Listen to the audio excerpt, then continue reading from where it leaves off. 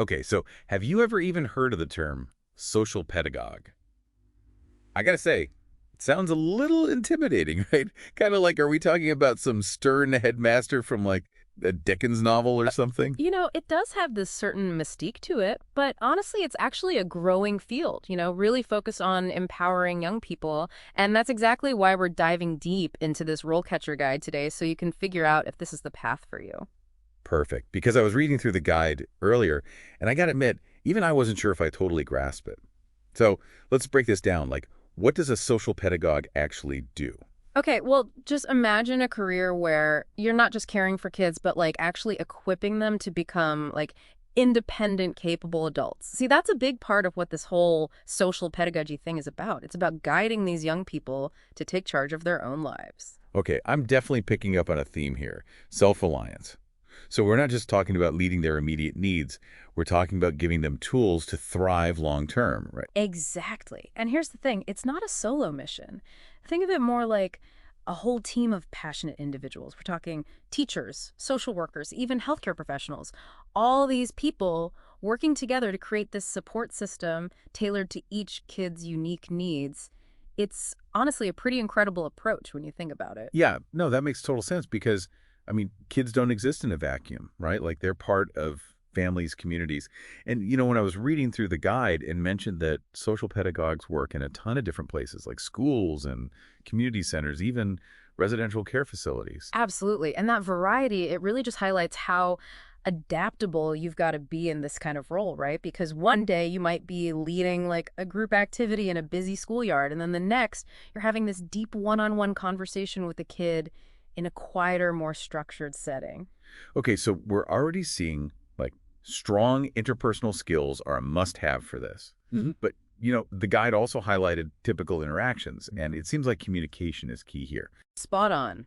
A huge part of this job is building relationships, but not just on one level, on multiple levels. With the kids, with their families, and then also with the other professionals on the team. So it's almost like you're, I don't know, a relationship whisperer, understanding everyone's needs and helping them navigate all these complex situations. So if someone's thinking, okay, this sounds amazing and all, but what's the work environment really like? What would you say to that? Well, I think, like we just touched on, the day-to-day can be really diverse depending on where you actually end up working, right? Like some days might be high energy, super interactive, and then others could be more about, that focused individual support.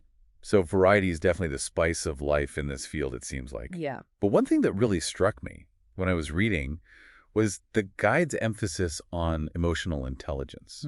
Because you're dealing with real challenges here, maybe even working with kids who've experienced trauma. Yeah, and that's where the true heart of social pedagogy shines through. It's not just about providing care in that traditional sense. It's about understanding that deep impact of social interactions and then creating this environment where young people, they feel safe, supported, and empowered to grow. And that, honestly, that takes a special kind of person, right? Someone who's both empathetic and resilient. Because let's be real, this work, it can't always be easy. Which kind of leads to the big question. What are the pros and cons of actually being a social pedagogue? The guide did a fantastic job, I think, of outlining both the rewards and challenges here because while the impact you can have is incredibly fulfilling, it's also emotionally demanding work. There's no getting around that. Yeah, so let's get real for a sec. What did the guide highlight as the most rewarding and the most challenging parts of this career path? Well, picture this. You wake up every morning and you know you're making a real, tangible difference in the lives of these young people. You're helping them overcome obstacles and reach their full potential. Like, how powerful is that as a motivator? But at the same time, you're going to be facing these complex situations, sometimes dealing with some really difficult emotions. And that, honestly, that can take a toll on anyone. Which is why the guide really emphasizes like the importance of self-care and seeking support to prevent burnout. And that's honestly something to think about before jumping into any helping profession, right? Yeah. It's not just about passion, it's about sustainability in the long run.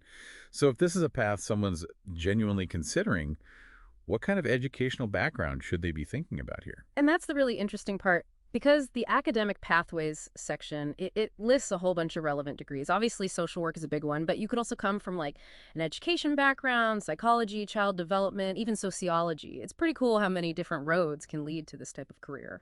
Yeah, no, that is encouraging to hear Because you don't need one specific degree, which makes the field feel so much more accessible to people with all kinds of different experiences, you know? Totally. And I Yeah. think that variety just makes the field stronger as a whole.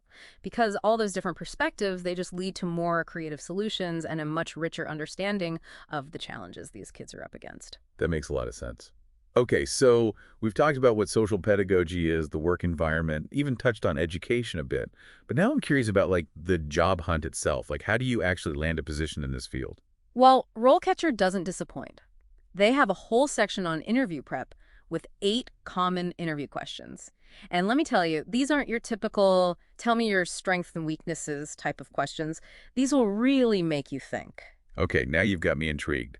Give me an example. What kind of curveball question should someone be ready for? One that really stood out to me was how do you address cultural diversity and social justice in your actual practice? And that's going way beyond just knowing definitions, right? It's about really understanding those systemic challenges these kids might be facing and being prepared to advocate for their needs within that larger social context. Wow, that's a huge question, honestly. And it really highlights the depth and complexity of this line of work, you know. You're not just working with children in a bubble, you're navigating cultural differences, systemic inequalities. It's a lot. Exactly. It really requires this deep understanding of social justice principles, a willingness to, constantly challenge your own biases, and that deep commitment to creating a more equitable playing field for all these young people. Wow, and honestly, I feel like we're just scratching the surface here, but I can already see how rewarding and challenging this kind of career could be. It'll definitely keep you on your toes. And that's really just the tip of the iceberg. RoleCatcher, they go on to highlight the importance of things like reading comprehension, speaking, and different learning strategies. Wait, hold on a second. Reading comprehension. I thought we were talking about working with kids, not teaching a literature class or something. Oh, you'd be surprised. But think about it. You're constantly reading case files, research articles, educational materials. You're right. It's not just about talking to kids. It's about processing all this information and then figuring out how it applies to their unique situations. Exactly. And even when we talk about speaking, it's not just about everyday chit chat, right? It's about active listening, facilitating those group discussions, advocating for your clients' needs, sometimes even in some really challenging situations. So you need to be like a master communicator, constantly adjusting your style to fit the audience and the context. 100%. And then there's the whole education and training piece, which maybe we can dive into deeper a little later, but it really drives home how important it is to understand different learning styles, curriculum design, even just how to measure how effective your interventions are. So while a love for working with kids, that's essential, but it's clear that this field, it demands that strong theoretical foundation as well. Oh, absolutely. It's really that perfect blend of passion and expertise that makes a truly effective social pedagogue. This is already so much more than I even expected, honestly. And we haven't even gotten into like the specific career stages or how to actually launch your career in this field. Don't worry, we've got you covered. RoleCatcher, they dive into all of that and more. This is going to be a deep dive indeed. But before we get ahead of ourselves, is there anything else from this first part of the guide that really stood out to you? Like anything our listeners should be really thinking about right now? One thing that really struck me was their emphasis on that continuous learning. Because this isn't like you learn everything in school and then you just coast, right? Social pedagogy, it's constantly evolving, so you have to be a lifelong learner, always on the lookout for new information and refining your approach as you go. That makes sense, especially because our understanding of child development, Yeah. social dynamics, like all that is constantly expanding. Exactly. And honestly, I think that's what makes this field so challenging and incredibly rewarding. You're always growing, always learning, and you're always making a real difference in the world. Okay, so for anyone listening who's feeling that little spark, that desire to make a difference and be a part of something bigger than themselves, Stay tuned because we are about to unpack even more about what it really takes to thrive as a social pedagogue. okay, so we've definitely established that social pedagogy, it's not for the faint of heart. Yeah. It needs a big heart, for sure, but also a pretty sharp mind. But I'm curious about like the emotional side of things. We talked about the challenges, yeah, but RoleCatcher also listed a bunch of pros to this career path. So what are some of those like really compelling reasons why someone would choose this kind of work? I think it really boils down to making a tangible difference. And we're not just talking about individual lives here, although that's huge in itself, but it's about fostering that social inclusion, right? Hmm. and creating a more equitable society for everyone. It's almost like you're building this ripple effect, right? Yeah. Like the impact you have on one kid, it can spread to their family, to their community even further. Exactly. And when you think about the fact that social pedagogues often work with such diverse populations, people facing all kinds of systemic challenges, the potential for impact, it just grows exponentially because you're not just navigating this child's individual needs, you're advocating for their rights and opportunities, all within that larger social context. And that's where I feel like that social justice piece really comes to life, right? Mhm. Because it's about recognizing every single child. They deserve a chance to thrive, regardless of where they come from, their background, anything. Absolutely. And remember, it's not just you as this lone wolf, right? Remember that whole team-based approach we talked about earlier? Imagine being surrounded by all these other passionate professionals, all of you working towards that same goal. Honestly, that sense of shared purpose, of being a part of something so much bigger than yourself, that in itself can be incredibly rewarding. Oh, yeah, having that kind of support system, it's going to make a world of difference, especially Yeah. when you're dealing with those emotionally charged situations. It's like you're all in it together. It's essential. I don't think you can overstate that. And the guide even emphasizes how important that mentorship and collaboration is, and not just for the kids' benefit, but for the well-being of the social pedagogues themselves. Makes a lot of sense. You need that space to process everything you're experiencing, Yeah. learn from each other, and ultimately, avoid burning out. Yeah. So speaking of career progression, RoleCatcher, they actually go into the different stages of a social pedagogue's journey, even giving some example profiles for each stage, which I was fascinated by. Because where do you even, begin in a field like this? Well, it's like most careers, I guess. You start at the entry level, right? You're assisting the more senior social pedagogues, learning the ropes and slowly taking on more responsibility as you go. Kind of like an apprenticeship in a way. So lots of observation, lots of hands-on learning, probably a few, what was I thinking, moments sprinkled in there too, right? Oh, I'm sure there are plenty of those. But even at that early stage, you're still making a real contribution. You're helping develop those educational programs, assisting with assessments, making sure each kid is getting that individualized support that they need. It's a lot. In RoleCatcher, they gave an example profile for this stage, right? What was it like? What stood out to you about that example? There's this one quote that really stuck with me, and I feel like it really captured the whole essence of being that entry-level social pedagogue. Saying, I'm constantly learning new things about myself and about this field, all while making a real difference in these kids' lives. And you can just hear that enthusiasm in their voice, that dedication, even though they're still figuring everything out. It's pretty cool. It's really inspiring to see that kind of passion right out of the gate. So it's not Yeah. just about shadowing someone, you're really in the thick of it. But what happens once you've got a bit of experience under your belt? What does a junior social pedagogue's role look like? That's when things get really exciting, in my Sure. opinion, because you transition from that assisting role to actually leading. You take on more of those direct care responsibilities, you start designing your own educational programs, and you really start putting all that knowledge and experience you've gathered into practice. It's like leveling up in a video game. You've got new skills, bigger challenges to tackle. Hmm. What were some of the real world examples that they gave in the guide for this stage? The junior social pedagogue profile, they highlighted this project where they developed a whole new after-school program, and it was specifically for refugee children, which talk about a challenge. They talked about navigating cultural differences, language barriers, all while trying to create this safe and supportive environment for these kids who had been through so much. It was really powerful. Wow, that's incredible. And talk about a real world example of those social justice principles we were talking about before. Exactly. And I think it really shows the level of responsibility and creativity that's expected at this stage.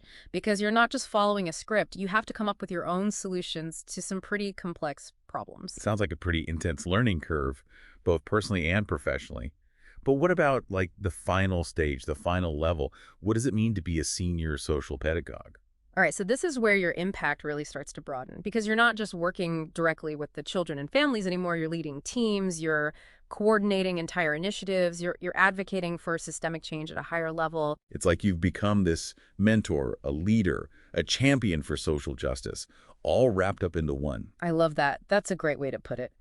At this stage, you might be developing training programs for other social pedagogues coming up, collaborating with policymakers to actually improve social services or even conducting research to further the whole field as a whole. It's pretty high-level stuff. That sounds intensely challenging, but also so incredibly rewarding because you're not just shaping individual lives anymore. You're working to create a better future for all children. Did the example for this stage, did it reflect that at all? 100%. But the senior social pedagogue that they featured, they were instrumental in advocating for some policy changes that actually improved access to early childhood education in their community. And they talked about how many years of work went into that. Building those relationships with policymakers, gathering data, rallying community support. It was a whole thing. That's amazing. It really goes to show you what a huge impact one dedicated person can have, especially when they have the support of a team who's just as passionate. Exactly. And it highlights how social pedagogy, it's not just about working within the existing systems, it's about challenging those systems and pushing for change when it's needed, which is pretty cool, I think. Okay, so we've gone from that hands-on support at the entry level all the way to leading those large-scale initiatives at the senior level. It's an incredible career trajectory, and I can already see how fulfilling it could be for the right person, that's for sure. It's quite a journey, but I'm wondering, what if someone's listening right now and thinking, this all sounds amazing, but where do I even start? That is a great question, and luckily, RoleCatcher had a whole section dedicated to just that. Yeah. What were some of the key takeaways from their, getting started advice? Well, they really hammer home the importance of getting that hands-on experience above all else, really. That makes sense because you can read all the books and articles in the world, but nothing beats that real-world experience. Exactly. They suggested things like internships, practicum placements, even volunteering at youth centers, schools, any kind of social service agency, really. Just get your feet wet, see if this is something that truly resonates with you. Soaking up all that knowledge, making connections, figuring out if this is the right path. But what about standing out, in a job market that's so competitive these days? What did they say about getting ahead in this field? RoleCatcher really zeroed in on two main strategies: continuous learning and networking. And these aren't just like empty buzzwords. They're really crucial for long-term success in this line of work. Okay, so let's break those down a little bit.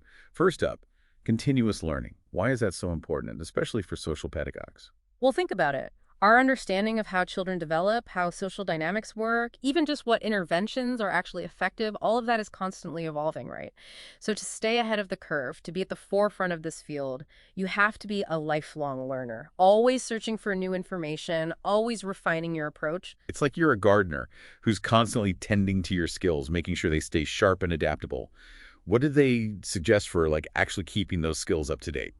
They had a bunch of different ideas, like attending workshops, taking some online courses, pursuing an advanced degree, even. So there's no one right way to do it. You can kind of tailor your professional development to whatever you're interested in and whatever your career goals are. Exactly. And that kind of leads us into that second key strategy, which is networking. Ah, yes.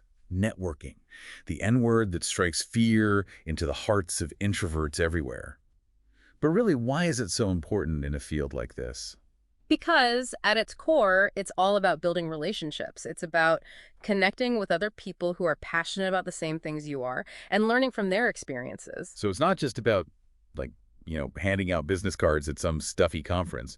It's about having real conversations, making genuine connections with people who get it. What did they suggest for, actually going about building those connections? Joining professional organizations, for sure, attending conferences and workshops, even connecting with people on LinkedIn.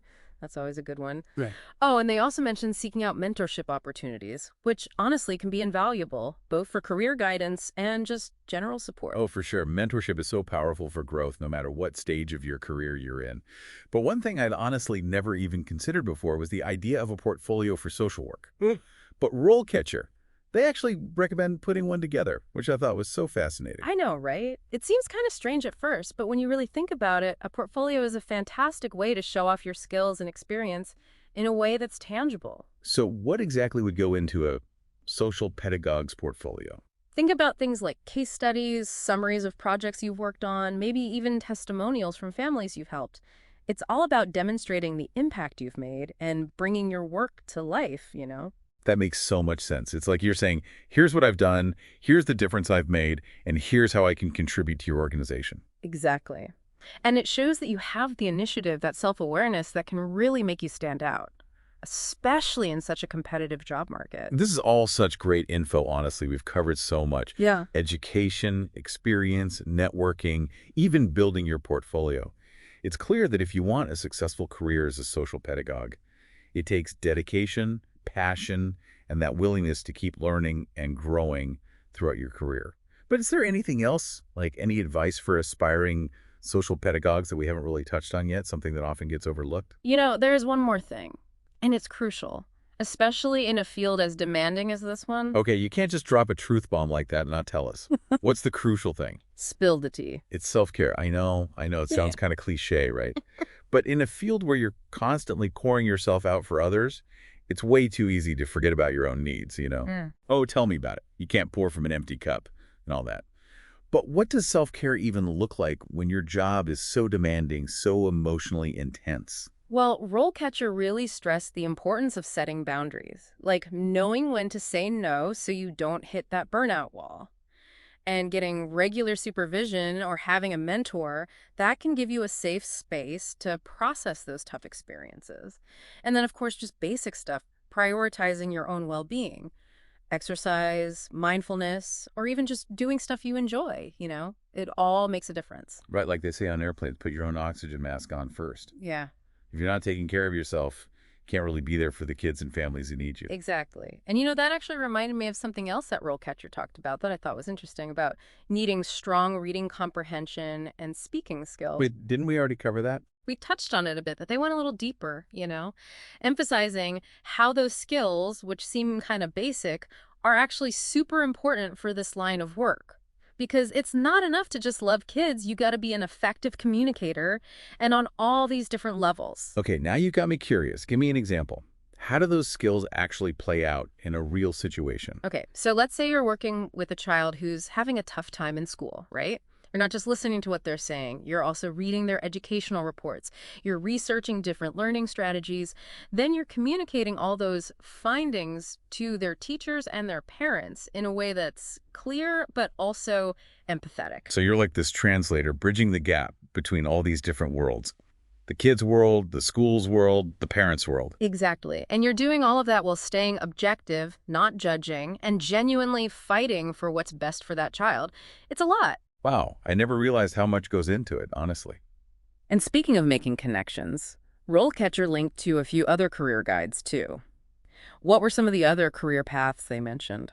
One that jumped out at me was child and family social worker. I mean, it makes sense, right? Both roles involve working directly with kids and families, advocating for their needs, trying to navigate those complex social systems out there. Yeah, for sure. They both seem to need that same set of core skills and values. Absolutely. And the guide even made a point of saying that a lot of the skills you build as a social pedagogue, they're transferable. Like you could use them in a lot of different helping professions. So even if you're listening and you're not 100% sold on social pedagogy, exploring it could still open doors to other amazing careers. 100%. It's all about finding that thing, that place where your passions and skills line up with that desire to make a real difference. Isn't that what it's all about? Honestly, this entire deep dive has been eye-opening. We've covered so much ground. I mean, from the day-to-day details of the job all the way to the broader impact that social pedagogues can have. So is there like one final takeaway you want to leave our listeners with? If you're feeling even a little bit drawn to social pedagogy, don't ignore that. Dive in, do your research, talk to people who are actually doing the work, and most importantly, listen to your gut. This is not an easy career. It takes dedication, resilience, a deep belief in the power of young people. But if you're the right person, it's an unbelievably rewarding way to spend your life. I truly believe that. Beautifully said. And for anyone who's feeling inspired to learn more, make sure you check out RoleCatcher's guide. It's seriously a goldmine of information. Couldn't agree more. And on that note, we'll leave you with this. What kind of world do you want to see for future generations?